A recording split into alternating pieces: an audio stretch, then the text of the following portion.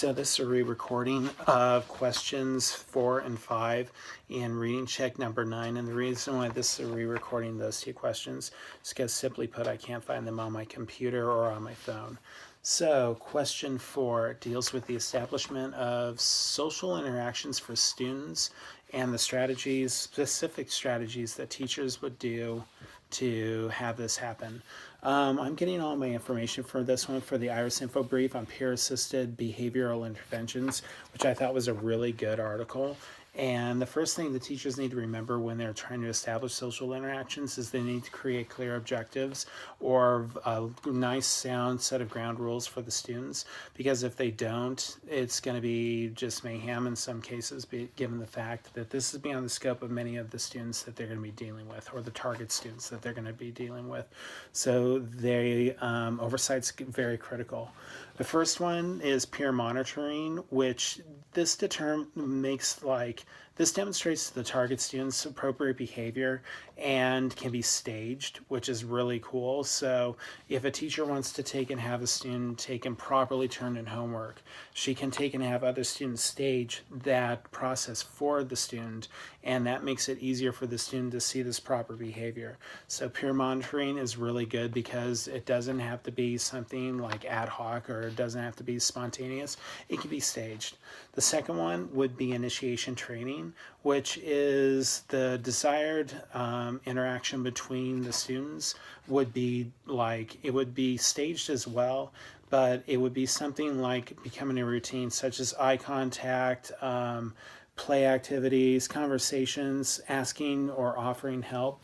So pretty much in the initiation training, they're going to be taking and doing things that they want the students to see properly done, but it's going to be like reciprocal. So if I was to start a conversation with another student, a target student, I would expect them sooner or later to get a conversation going with me. But there needs to be teacher assistance and also reinforcements and cues. Especially the cues are key to the system. The next one is role reversal, and I found this one to be a little bit interesting because it's students with disabilities taking and acting as a peer monitor or as an initiator, or like initiating training with students at a grade level or maybe several grade levels below them. So this is giving those students, the ones that are the target students, the ability to take and monitor, or to take and show good behavior to students below them at grade level, below their grade level, if you will. But with this one, there is a lot of very good intrinsic motivation for the students to take and actually do well, the target students, that is. However, this one needs a lot of teacher oversight because, as you can guess, there doesn't need to be like the whole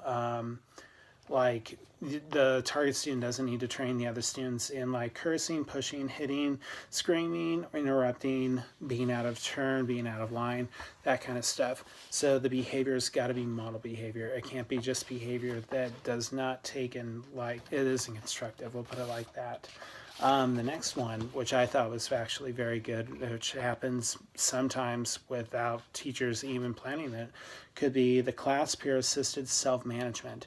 So this one deals with students, all the students in the classroom being the monitor. So all the students are trained to be the monitor. They're trained to take and act as like regulators of what is going on in their own classroom. And you can actually take and make little like games or create reinforcements from this, in the sense that there can be bonuses, points earned. The most kids with the points earned at the end of the day get rewards or get reinforcements. It seems to be a really good system because evidently the results have been that the target students have been on task for about 80% of the time using this system right here, and 85% more of the instructional time have been productive for the target students based on the fact that, hey kitty, based on the fact that they're actually buying into this system at this point. So we'll talk about this one when we talk about aha moments, because I've got a little bit to say about that. But the last one would be the goal student game. And the goal student game is basically, it's a little more structured than the class peer assisted self-management system. This one can be used during quiet time, and teams of students actually monitor one another instead of each student kind of monitoring all the other students and then vice versa and so forth.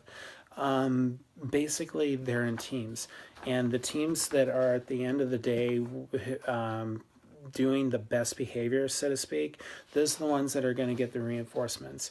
However, with this one, the teacher's got to set up a lot of structure because they don't know when to play the good student game during the day. The good student game doesn't really take and it needs like bookends. It needs to be a start time and an end time to it, and also they need to take and have the goals reinforced, or the goal, the good students, the goals for those good students are reinforced, and the goals are also increased over time. So there's an increase of how the students, there's an increase in improvement of how the students act. That's basically what the end result is.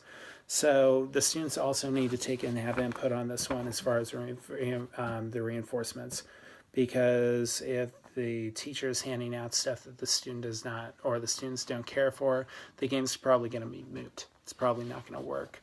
So those are the answers for question number 4. And then next one's going to be question number 5, and that is, what's the aha moment? So see you then.